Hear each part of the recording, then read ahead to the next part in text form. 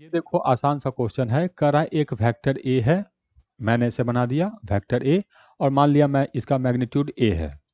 करा इस वेक्टर को डेल थीटा स्मॉल एंगल से रोटेट कर दो। तो वेक्टर पहले ऐसे सीधा था, इसको इधर घुमा दिए, कितना एंगल हो गया? Del theta. तो ऐसे घुमाने पर इस लाइन का लेंथ चेंज नहीं होगा, तो ये लेंथ ए ही है। इसका नाम है वेक्टर ए, और कह रहा है कि इसका नाम रखो वेक्टर बी। तो vector A minus vector B का मैग्नीट्यूड बताओ कितना होगा। Vector B minus vector A का पूछ रहा है कि मैग्नीट्यूड बताओ कितना होगा।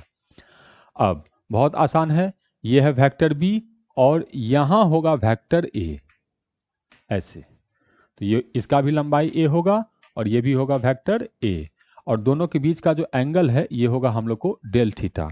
तो इसका बना बनाया फॉर्मूला है हम लोग के पास। इसका फॉर्मूला होगा अंडर रूट बी का स्क्वायर प्लस ए का स्क्वायर माइनस 2b इंटू ए इंटू कॉस थीटा। हो गया। अब ये भी इसका सबका लंबाई बराबर है, तो लिखेंगे इक्वल टू अंडर रूट, ये हो जाएगा हम लोग को ए स्क्वायर, ये भी हो जाएगा हम लोग को ए स्क्वायर, माइनस ये हो जाएगा 2a स्क्वायर, और साथ में आ जाएगा हम लोग को कॉस थीटा। तो ये इक्वल टू लिखेंगे under root 2a square common आ गया, ये हो जाएगा 1 माइनस कॉस थीटा। अब थीटा की जगह यहाँ पर डेल थीटा लिखा है, वो लास्ट में पुट कर देंगे। तो अंडर रूट 2a स्क्वायर, अब इसका बना बनाया फॉर्मूला है 1 माइनस कॉस थीटा जो होता है ये इक्वल टू होता है 2 sine square theta by 2, half angle formula.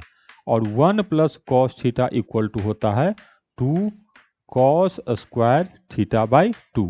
इसको कहते हैं हाफ एंगल फॉर्मूला। तो हाफ एंगल फॉर्मूला यूज किए तो ये आ गया 2 साइन स्क्वायर थीटा बाई 2।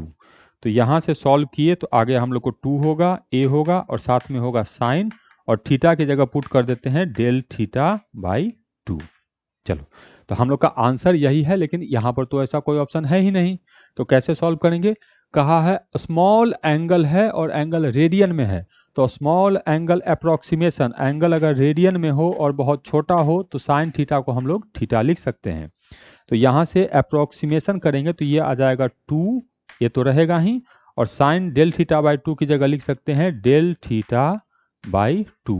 तो 2 से 2 कैंसिल हो गया, तो a इंटू डेल थीटा, ये हम लोग का मैग्नीट्यूड होगा। तो करेक्ट आंसर है ए।